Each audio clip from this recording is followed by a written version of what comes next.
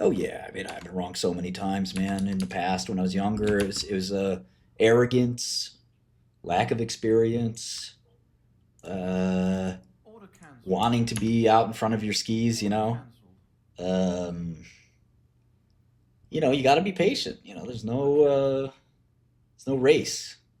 It's hard to believe that.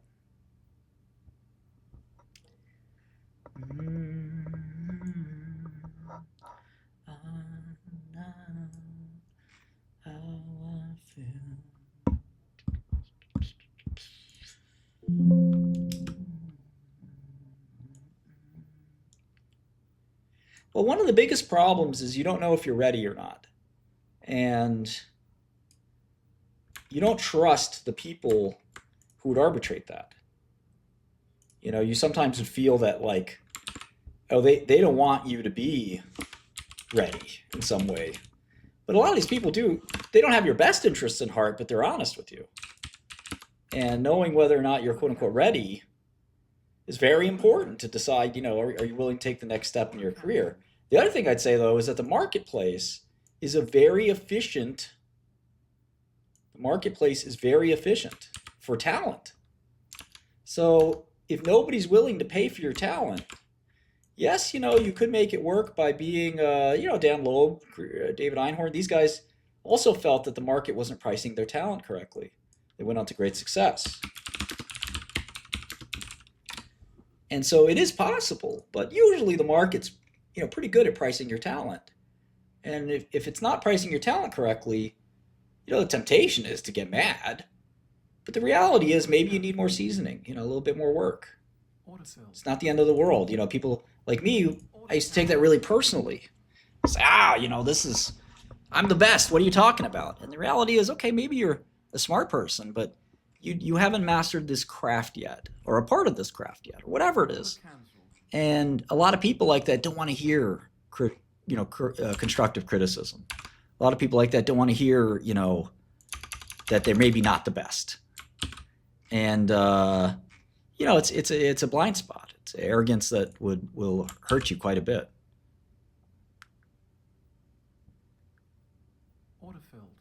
So you just got to be really honest with yourself. A lot of this stuff is stuff you should probably learn younger. But I think a lot of people who are quote unquote prodigies, they have an issue with this. And everyone deals with it a different way, but I've seen it a million times. So I went to school with prodigies, I work with prodigies. I mean, that's my forte. And it's just, it's very tricky. If you look at Norbert Weiner, I do. But I also work on the desk too.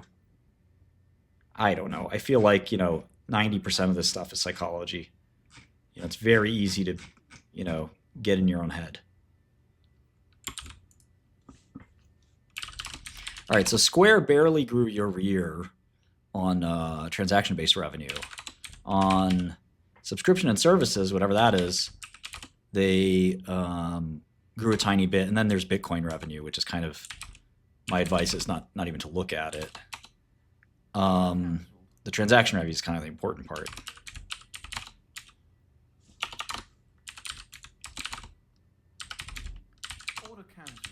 They just make a small margin in Bitcoin, so.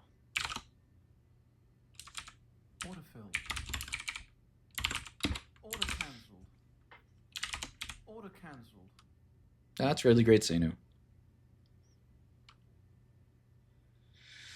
Yeah, starting young helps a lot, but I think that, you start young in some skill, that's great, but, a lot of this stuff is not about necessarily a skill. It's about an approach. It's about a philosophy. It's about a mental state.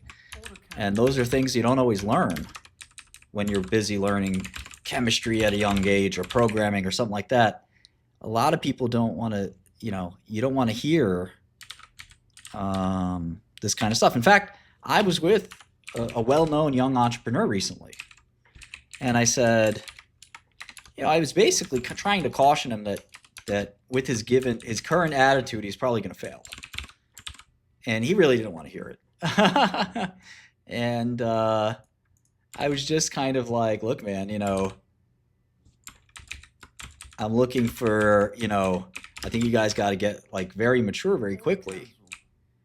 cancelled. It's a bunch of young guys, and geez, unless you could find some maturity, you know, it's Order important. cancelled. It's really important to become mature. Okay, so they grew 8%. That's not that bad.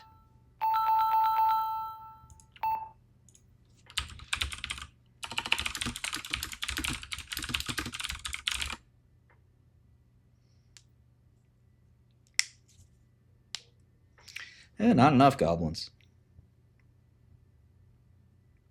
I don't know, Nicholas. That's a tough question.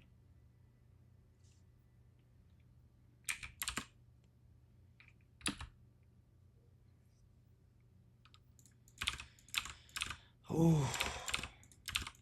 Yeah, so the Bitcoin margin kind of distorts their income statement, which is fine. It's not hard to exclude it out.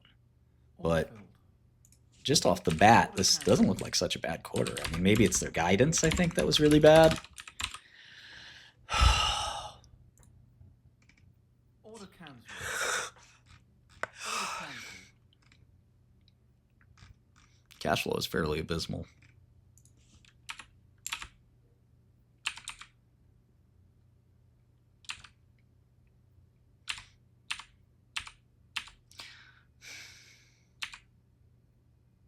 Order filled. Oh, chess teaching will really teach you emotions. People get wrapped up in emotions in chess. And in fact, it really shows you if somebody's can't achieve a high chess score rating, they have this emotional attachment difficulty. It's a pretty good surrogate.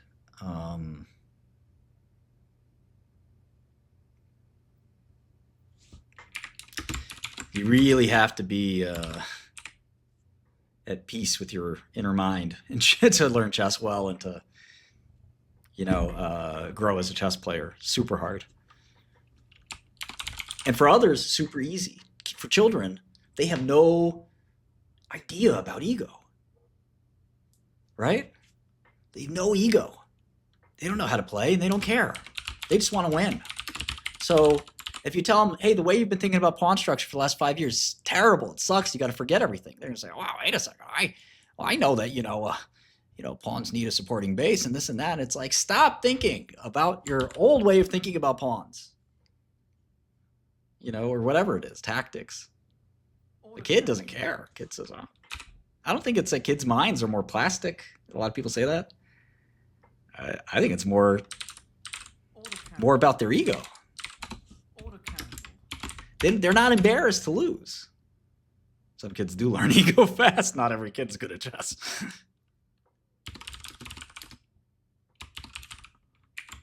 Order cancelled. I'm not sure I buy that plasticity thing. Order cancelled. We learn over time to become embarrassed and have shame and have expectations of ourselves and things like that.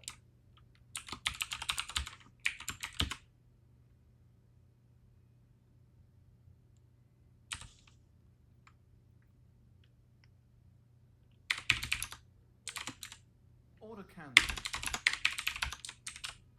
Order filled. Boy.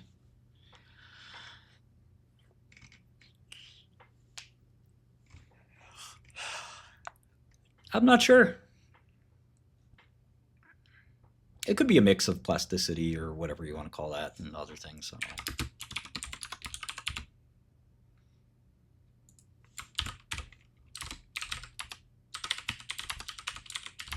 Order partially filled. Order cancelled. Order filled. Order filled.